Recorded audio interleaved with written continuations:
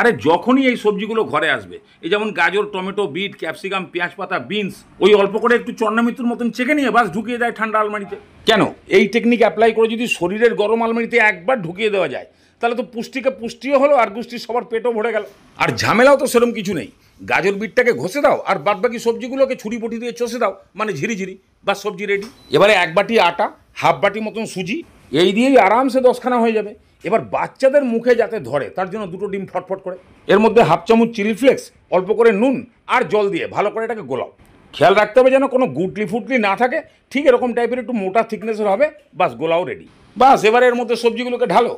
এবারে ঝাল অনুযায়ী কাঁচা লঙ্কা কুচি, ধনেপাতা কুচি, গ্রেট করা একটু আদা, একটুখানি জোয়ান হাত দিয়ে রগড়ে, আর অল্প করে একটু পিৎজা সিজনিং অরিগ্যানো যদি দিতে পারো দাও, নাহলে কোনো অসুবিধা নেই। এবারে একদম এটাকে ভালো করে মাখিয়ে দিয়ে একটা বায়োলজিক্যাল টেস্ট করে ফেলো।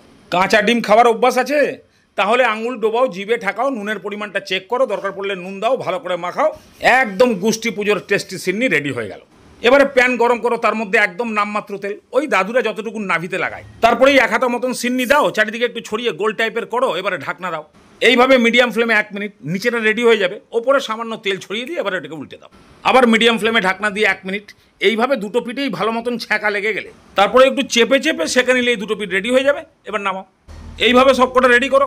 দুর্দান্ত টেস্টি এবং স্বাস্থ্যকর একটা আইটেম। আরে ময়দার বদলে আটা, তার মধ্যে এতগুলো সবজি, তেলও একদম নামমাত্র, তার মধ্যে আবার কি রোজ খাও আন্ডে, মাংস খাও সানডে, ডিমও তো পড়ে গেল।